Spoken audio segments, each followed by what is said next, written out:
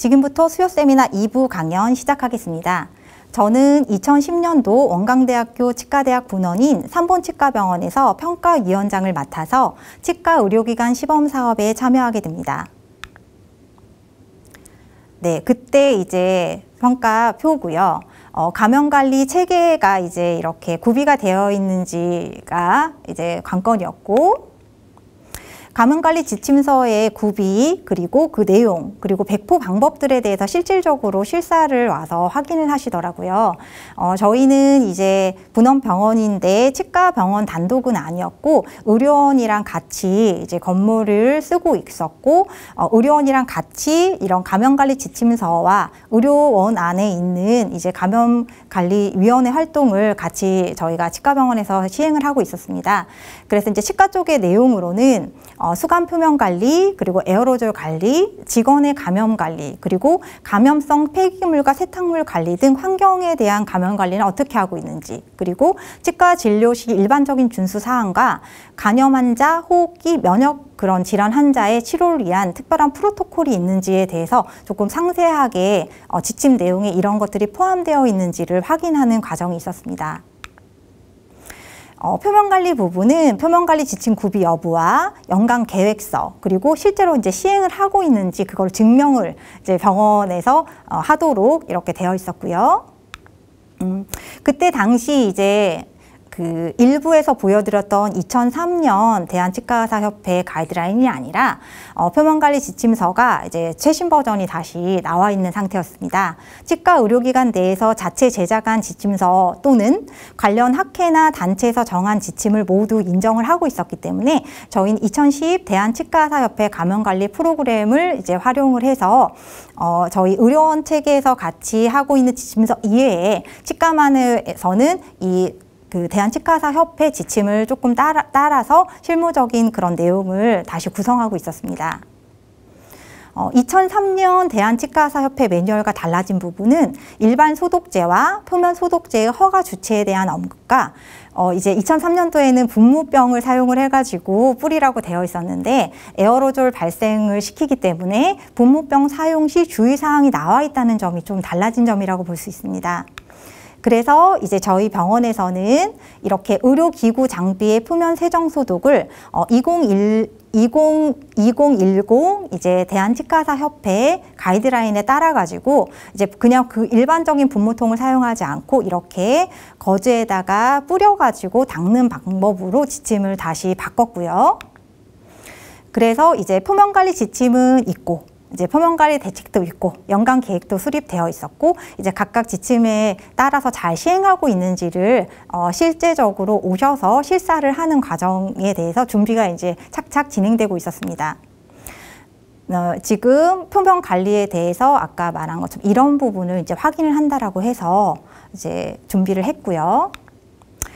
조사 당일 표면 소독이 필요한 임상 표면을 알고 있어야 직원이 이제 오셔가지고 확인을 했을 때 갑작스럽게 이게 준비를 돼서 연습을 시킨다고 되는 부분이 아니잖아요. 그래서 올바른 방법으로 표면 소독을 시행하고 있는지, 이제 그냥 서류상으로만 지침이 있는데 실천하고 있지 않은지 그런 걸 실제로 보겠다는 거죠.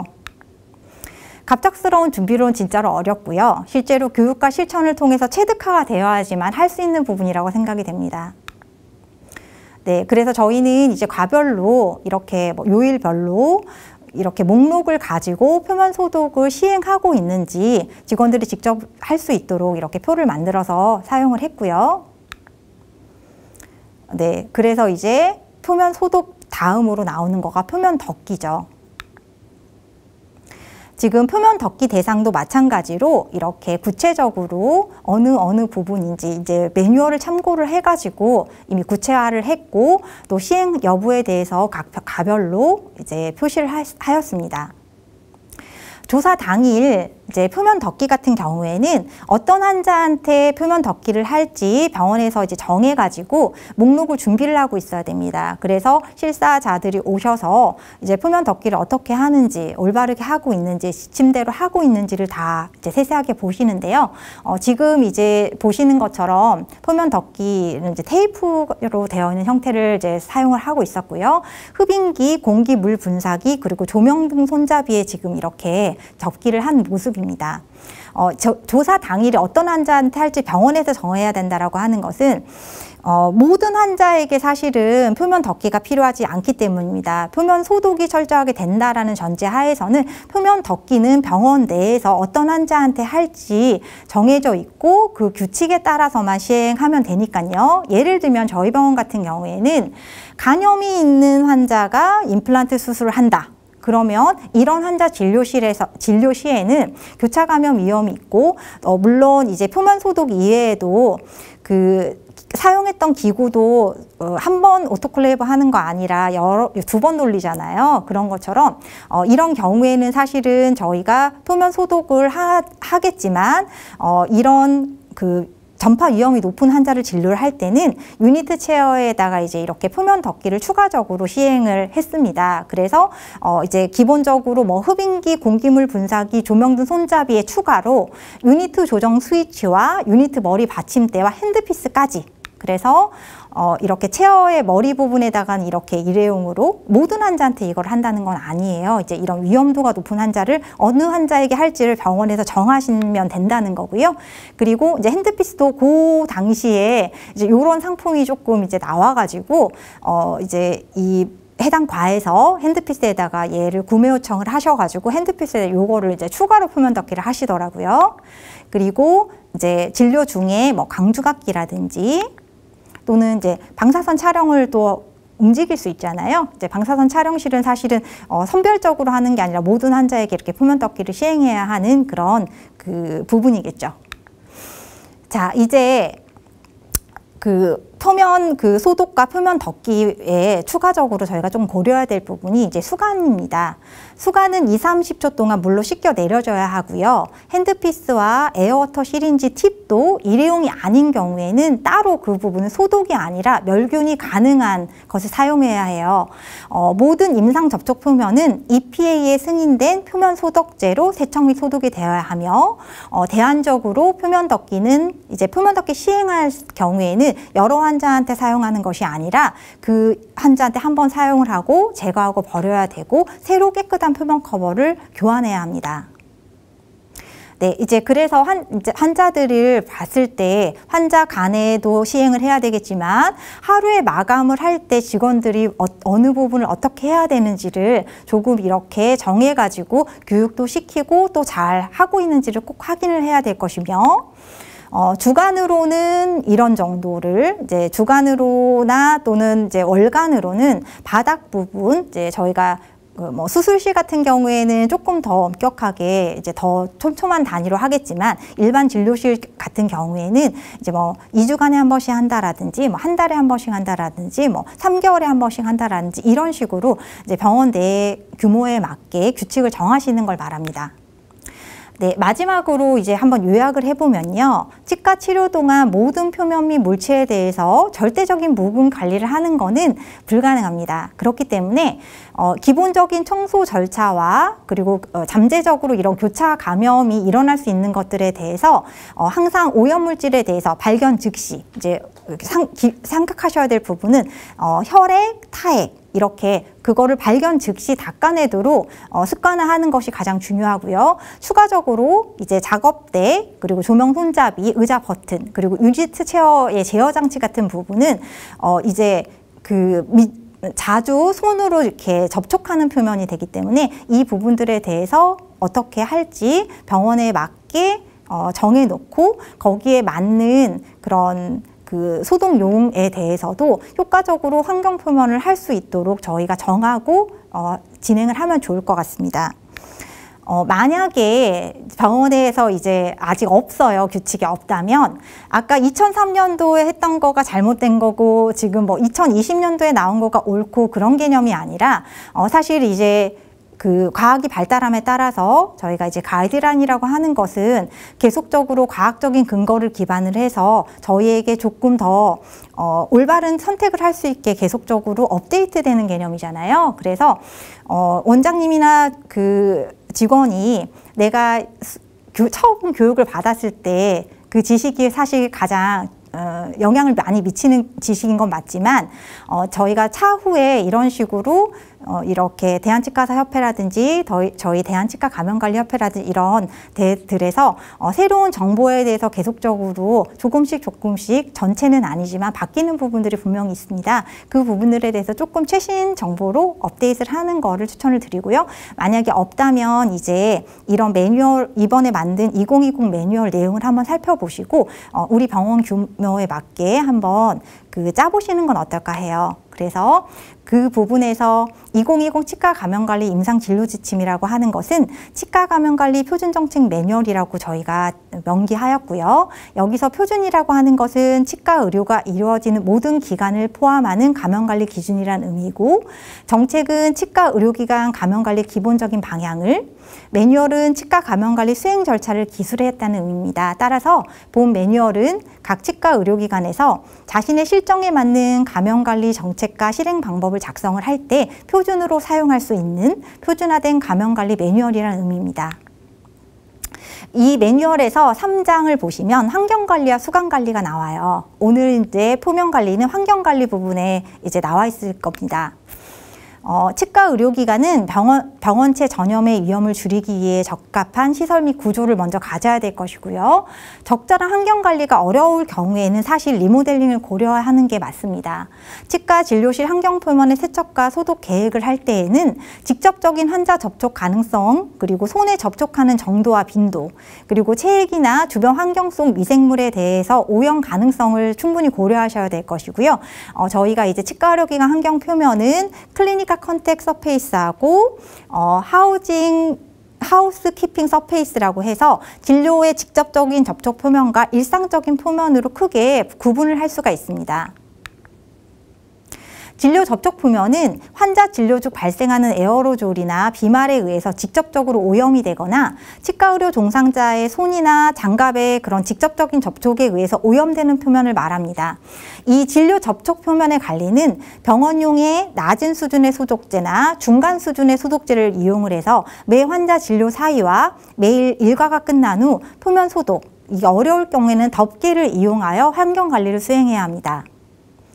진료 접촉 표면에는 치과 조명등 손잡이, 스위치, 치과 방사선 장비, 치과 진료실의 컴퓨터, 재사용 가능 기구, 서랍, 손잡이, 수도꼭지, 작업대, 그리고 이제 차팅을 할 경우에 볼펜, 그리고 전화라 문고리 같은 환자 진료 시 오염되기 쉬운 표면들입니다. 일상적인 표면은 환자와 직접 접촉하지 않는 표면들을 말해요. 예를 들어서 바닥이나 벽, 개수대. 그렇지만 이런 부분들은 치과의료 종사자가 손으로 접촉을 함으로 인해서 미생물이 표면을 간접적으로 오염을 시킬 수 있는 표면을 말하고요. 질병 전파 위험은 상대적으로 직접적인 표면보다 낮기 때문에 조금 덜 엄격한 방법으로 관리를 하게 됩니다. 일상 표면 중에서 표면 특성과 오염 유형 정도에 따라서 세제와 물 또는 공인된 기관에 허가받은 의료용 소독제나 세제 등으로 세척을 하시면 되고요. 세제와 물은 환자 치료 영역이 아닌 곳, 예를 들면은 뭐 행정사무실의 표면 같은 데를 청소하는 데 적합하고요. 일상적인 표면에서 타액이나 체액이 오염된 것으로 의심된 표면 같은 경우에는 일단은 닦아내고 낮은 수준의 소독제, 뭐 예를 들면 1000ppm 농도 정도의 그런 염소계 소독제 같은 것으로 표면을 소독해 주시면 됩니다. 진료 접촉 표면하고 일상 표면에 혈액 및 체액을 흘렸어요. 그러면 환자와 치과 의료 종사자의 접촉 위험을 줄이기 위해서 가능하면 빨리 격리하고 관리해야 됩니다. 그리고 유출물 관리 담당자는 장갑과 개인 기타 보호구를 착용을 하고 눈에 보이는 물질을 일회용 종이 타월과 같은 흡수성 물질로 제거를 하고 라벨이 부착된 누출 방지용 폐기를 하신 다음에 이런 비다공성 표면을 세척한 다음에 공인된 기관의 허가를 받은 소독제를 이용을 해서 오염원을 제거합니다. 주로 차염소산 나트륨 그 제품이 많은데요. 이때 공인된 기관에서 등록된 제품인지를 조금 확인하셔서 선택하는 것을 추천을 드리고요. 만약에 이러한 제품이 없어요. 그러면 저희가 차염소산 나트륨, 그러니까 저희 보통 락스죠. 걔를 1대 100 정도로 희석한 용액을 사용하시면 됩니다. 그래서 이제 매뉴얼에 따르면 체해 클리머 처림은 첫 번째로 장갑, 가운, 안면 보호구 같은 거를 착용을 한 상태에서 일회용 타월이나 체해 클린 처리 관리 제품을 사용을 해서 혈액이나 체액은 가능한 빠른 시간 내에 처리를 하시고 체액에 노출된 구역은 세척, 소독 후 완전 건조될 때까지 사용을 좀 제한을 하고 만약에 바닥에 카페트가 깔려있는 부분에 오염이 됐다면 이게 표백제나 소독제를 사용을 해야 되지만 관리가 불충분하다고 판단될 경우에는 사실 카페트를 교체를 하시는 것을 추천을 드린다고 나와 있습니다. 치과 의료기관 표면 관리 방법은 표면 세척, 표면 소독, 표면 덮기로 구분이 되고요. 표면 세척이란 표면 또는 장비로부터 오염물질을 물리적으로 제거하는 것으로 미생물을 죽이지 않고 세척하여 표면의 유기물질 수를 줄이는 것을 말합니다. 표면 소독이란 대부분의 미생물을 사멸시키지만 모든 박테리아 포자를 제거하지는 않는 그런 단계, 그리고 표면 소독 시 반복적으로 말씀드리지만 일반적으로 공인된 기관에서 허가를 받은 낮은 수준 또는 중간 수준 정도의 소독제를 선택하여서 사용하시면 됩니다. 표면 덮기란 표면 소독이 어려운 부위, 치과 의료 종사자의 손 접촉이 빈번한 부위를 오염으로부터 보호하기 위해서 덮는 것을 말하고요. 치과 진료 중에 방코마이신 내성 장규균 또는 아시네토박터처럼 오랫동안 살아남을 수 있는 그런 것이 의심이 될 경우에는 표면 세척이나 소독이 어려운 경우에 덮개를 이제 사용을 하시는 게 좋고요. 사실 아까 말한 것처럼 표면 소독이 사실 우선이 되는 거고 덮기는 병원에서 사실은 모든 환자한테 하라는 거가 아니고요. 저희가 위험도에 따라서 조금 규칙을 정하셔서 사용하시면 될 것 같습니다. 네, 치과 의료기관에서 표면 관리 시 적용하는 일반적인 원칙은 첫 번째, 치과 의료기관은 표면 소독 및 표면 덮기를 통해서 감염의 위험을 감소시킵니다. 둘째, 올바른 표면 세척 방법과 소독 제품을 제조사의 지시에 따라 적용하셔야 됩니다. 화학 멸균 용액이나 높은 수준의 소독제는 이 표면에다가 사용하시지 않는 것이 원칙이고요. 세 번째, 표면 관리 시 마대걸레 및 솜걸레 등 세척 도구는 사용 후 건조시켜 건조된 것을 재사용하거나 그게 조금 번거로우실 경우에는 일회용품을 써서 미생물의 전이를 최소화하는 것이 추천됩니다. 네 번째로 치과 의료기관의 환경 표면을 세척하고 소독할 때에는 개인 보호구를 적절하게 사용하시는 게 좋습니다. 마지막으로 매 환자 진료 후 표면을 세척할 때에는 새 장갑으로 교체해서 착용하고 그리고 장갑을 벗고 나서는 항상 손 소독, 손 위생 과정을 꼭 하시는 거 잊지 말아주세요. 치과 진료 환경은 어떤 질환을 보유하고 있는지 알 수 없는 다양한 환자들이 단지 치과 때문에 치료를 받으러 오는 것입니다. 구강 진료를 하기 위해서는 대부분 날카로운 기구를 사용을 하고 있고요. 발치나 임플란트 같은 구강 내 상처를 내는 치료가 많아요. 그리고 외과 수술 시와 같이 감염 방지를 위한 설비가 따로 설치되어 있지 않은 외래 환경에서 외과적인 처치가 이루어지는 특징을 갖고 있습니다. 그러므로 감염이 빈번하게 일어날 수 있는 환경을 가진 곳이라고 할 수 있어요. 따라서 치과 진료실은 감염 질환의 전파를 차단하기 위해서 치과를 찾아오는 환자의 철저한 병력 조사를 통해서 진료 전 환자의 전신 건강 상태를 파악하고 환자가 지니고 있는 감염원을 사전에 예방하여야 합니다. 또한 의료진은 손 씻기, 보호장구 착용 및 감염성 폐기물 등을 정해진 방법에 따라 처리하고 치과 진료 장비를 멸균과 소독을 철저히 함으로써 교차 감염을 예방하도록 해야 합니다. 네, 1부, 2부를 통해서 오늘 조금 표면 관리라고 하는 그런 주제를 가지고 쭉 흐름을 가지고 한번 설명을 해 보았는데요. 오늘 강의 후에 한번 진료실에 돌아가셔가지고 저희 진료실 환경을 한번 보시고 저희 직원들이랑 한번 얘기를 나눠보세요. 어느 부분이 직접적으로 이런 미생물이 많이 오염될 것 같은 표면인지, 그리고 이제 대화를 나눠보시다 보면은 저희가 생각지도 않은 부분도 오염이 되어 있는데 그 부분들을 놓치고 있다는 것을 알게 되실 거예요. 그래서 그 부분에 대해서도 이제 조금 철저하게 이런 표면 소독을 시행을 할 수 있게 이제 직원들이랑 의견을 나누고 구두로만 끝나지 마시고 조금 간단하게라도 규칙을 조금 정해놔서 환자마다 해야 될 일, 그 다음에 일과가 끝났을 때 해야 할 일, 그리고 주간이나 월간으로 해야 될 일들에 대해서 조금 정해서 시행을 한다면 저희가 환자도 안전한 환경, 그리고 저희 치과에서 일하는 치과 의료 종사자도 안전한 환경이 되지 않을까 생각을 하면서 이제 준비한 강의를 마치도록 하겠습니다. 차후에 혹시 궁금하신 점이 있으면 협회를 통해서 항상 열려 있으니까요. 질문 추가로 해주시면은 저희가 아는 선에서는 답변을 드리도록 하겠습니다. 네, 경청해 주셔서 감사합니다.